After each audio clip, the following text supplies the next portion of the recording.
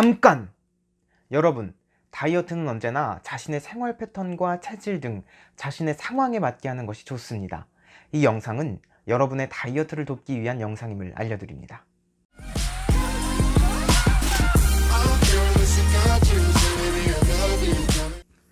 시청자 여러분 안녕하십니까? 킴브로스 캐리입니다. 저희의 지난 영상이 여러분께 많은 도움이 되셨는지 모르겠습니다. 저도 영상을 보고 따라해봤는데요. 30년 동안 해본 다이어트 중에서 그나마 따라하기 쉽고 꾸준히 하기에 어렵지 않은 것 같습니다. 하지만 어떤 다이어트를 하던 슬럼프가 찾아오기 마련인데요. 오늘은 정체기를 이겨내고 20kg 감량에 성공한 토미 씨의 이야기를 들어보도록 하겠습니다. 토미 씨.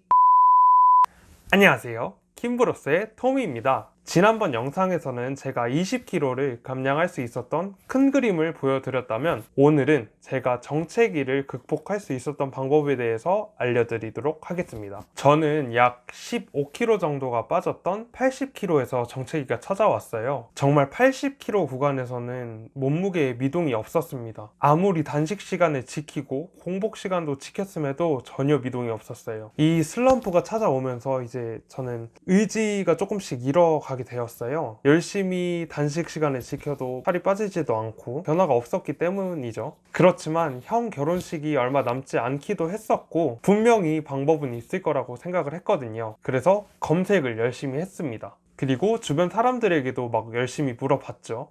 그 결과 기적이 일어났습니다. 마의 80kg 구간을 부셨습니다. 그 방법 4가지 오늘 알려드리도록 하겠습니다. 첫 번째, 계단 걷기 운동입니다. 네, 말 그대로 저는 아파트 계단을 걷기 시작했어요. 일주일에 한두 번 정도요. 저는 생각보다 처음에는 안 힘들 거라고 생각을 했거든요. 그래서 저는 1층부터 19층까지 걸어보기로 했습니다. 빠른 걸음으로 5번을요. 그런데 이게 웬걸 4번째서부터는 땀이 막 주룩주룩 나는데 너무 힘들었습니다. 그리고 마지막 5번째에서는 땀으로 샤워를 하게 됩니다. 계단 걷기는 평소에 걷는 것과는 조금 다른 느낌이었어요. 평소에 쓰는 다리 근육과는 다른 근육을 쓰는 느낌이었죠. 다리 근육을 쓴다기보다는 전신에 있는 근육을 쓴다는 느낌이 들었어요. 운동이 다 끝날 때쯤에는 사실 걱정이 되긴 했어요. 왜냐면 다음날 알이 뭔가 베길 것 같은 느낌이었거든요. 그런데 다행히도 다음날 아침에 몸은 멀쩡했습니다. 아마 걷기로 다져진 근육 덕이 아닐까요? 그리고 무엇보다도 다음날 몸무게의 변동이 있었다는 거에서 저는 희망을 얻었어요. 그리고 몸 전체적으로 뭔가 근육을 써서 그런지 뭔가 몸 전체적으로도 살이 빠진 것 같은 느낌이 들기도 했고요. 두 번째, 등산입니다. 이 방법은 쉽진 않으실 거예요. 일하시는 분들도 있으실 거고 학생분들은 이렇게 산을 쉽게 찾을 수 있진 않잖아요. 그래서 그냥 이런 방법도 있구나 하면서 그냥 들어주시면 될 것 같아요. 제가 한참 정체기에 빠져서 뭘 해야 되지 하는 생각을 할 찰나에 아버지께서 같이 등산을 하자고 권유를 해주셨어요. 그래서 저는 흔쾌히 예스를 외쳤죠. 등산이 뭐 있겠어 라는 생각으로요.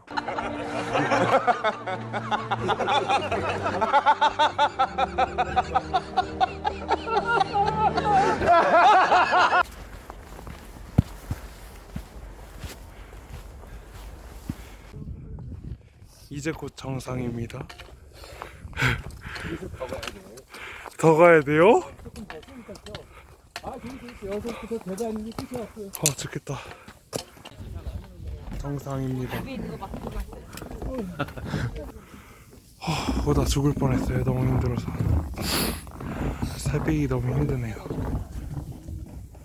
근데 날씨가 너무 좋아요. 4시간 정도 걸렸습니다. 정상까지 찍고 하산할 때까지요.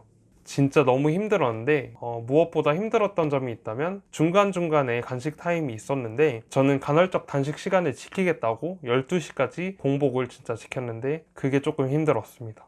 그리고 대망의 12시가 찾아왔을 때 계란과 커피를 먹었는데 진짜 세상 꿀맛이었어요. 자, 잡담은 뒤로 하고 그래서 효과는 어땠냐? 매우 좋았습니다. 다음날 기준으로 1kg나 빠져 있더라고요. 물론 그 중에 상당수의 부분이 수분으로 빠져나갔다고 했을지라도 내 눈앞에 보이는 감량된 몸무게의 숫자는 새로운 희망이 되었습니다. 약간 한 줄기의 희망 같은 느낌? 그래서 저처럼 기회가 되시는 분들은 한 번쯤 일탈 힐링 이런 느낌으로 산에 올라가시는 것도 나쁘지 않은 것 같아요. 세 번째, 공복 시간 늘리기입니다. 기존의 공복 시간이 16시간이었다면 16시간 이상으로 공복 시간을 늘려주는 거죠. 저는 공복 시간을 23시간으로 늘려봤는데요. 이 방법은 16시간 공복에 적응한 나의 몸에게 정신을 차리라고 깨워주는 방법입니다. 하지만 공복 시간이 길어질수록 힘들기도 하고 예민해지는 것은 사실이죠. 그것을 완화하기 위해 제가 팁을 하나 드리자면 늘어난 공복 시간 전에는 고기를 드시는 것을 추천드릴게요. 더 구체적으로 말씀드리면 고기를 좀 많이 드시는 것을 추천하는데 드시는 밥의 양은 최대한으로 줄여주시고 그 밥을 먹을 양을 차라리 고기를 드시는 겁니다. 많은 분들이 그럼 고기 먹을 때 소스는 먹어도 되나요? 라고 생각을 하실 수 있을 것 같아요. 저 같은 경우에는 소스 이런 거 신경 안 쓰고 다 먹었습니다. 그렇게 고기로 배를 채워 놓으시면 장시간 공복 시간을 유지하는데 조금이나마 조금 덜 힘드실 거예요. 적어도 저는 그랬거든요. 반면에 탄수화물을 많이 먹고 공복 시간을 늘렸을 경우에는 저는 허기가 빨리 지기도 하고 조금 더 힘들었던 것 같습니다. 자, 그래서 결론이 뭐냐? 장시간의 공복을 하시기 전에는 탄수화물보다는 단백질과 지방으로 구성된 식단의 식사를 하시는 것을 추천드립니다. 마지막 네 번째는 기존에 먹는 패턴에 변화를 주는 것입니다. 기존의 16대8 간헐적 단식 시간을 유지해주는 것을 깨는 방법인데요. 기존의 16대8 간헐적 단식에서는 그 시간을 정해놓고 두 끼를 드셨다면 그 사이클을 의도적으로 깨는 거죠. 하루에서 이틀 정도를 그냥 삼시세끼 다 드신다고 보시면 됩니다. 물론 절대 폭식은 금물입니다. 이렇게 하루 이틀 정도를 세 끼를 드시다 보면 당연히 증량이 되시겠죠. 평소보다 먹는 것과 먹는 량이 늘기 때문에 이것은 당연한 현상입니다. 하지만 이렇게 살이 쪘다고 절대 멘탈을 놓아서는 안 돼요.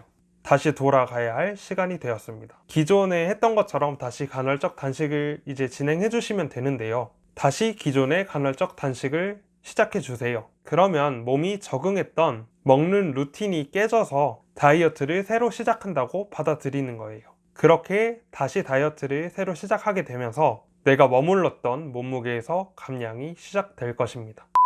자, 오늘 제가 알려드린 계단 걷기, 등산하기, 공복 시간 늘리기, 먹는 패턴의 변화 주기, 이 방법 중에 매력적인 방법이 있으신가요? 근데 이 방법들은 사실 강한 의지가 없으면 이겨내기가 힘든 방법들인 것 같은데요. 너무 어려워 보입니다. 다이어트를 하면서 재미를 찾아가는 그런 방법은 없는 건가요? 그게 더 정체기를 극복하는 데에는 효과적일 것 같은데 왜 그런 이야기는 하나도 없는 겁니까? 제가 너무 따라하기 힘든 방법들만 얘기한 건가요? 그렇다면 다음 편에서는 일상에서의 소소한 재미를 통해서 지속적인 다이어트를 하는데 동기부여를 줄 수 있는 방법에 대해서 알려드리도록 하겠습니다. 네, 우리가 많이 공감할 수 있는 이야기를 해주셨으면 좋겠습니다. 30년째 의지박약 다이어트를 하고 있는 저도 쉽게 실천할 수 있는 그런 이야기가 많았으면 좋겠습니다. 여러분, 토미의 다이어트 이야기는 언제까지나 개인적인 경험에 의한 이야기입니다. 여러분들이 다이어트를 진행하실 때 참고하실 수 있도록 말씀드리는 것이며, 다이어트는 항상 무리하지 않고 아름다움이 아닌 건강을 위해서 하셨으면 좋겠습니다. 지금까지 킴브로스였습니다. 감사합니다.